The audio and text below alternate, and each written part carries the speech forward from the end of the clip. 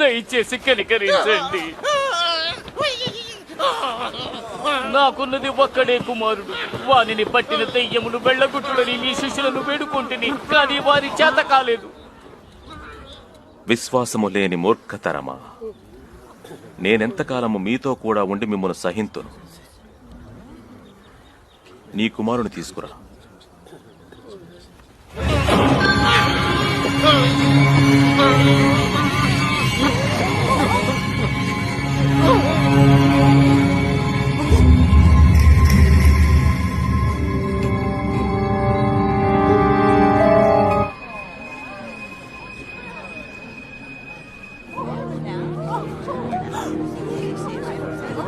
అతని ముఖం కూడా మారిపోయింది.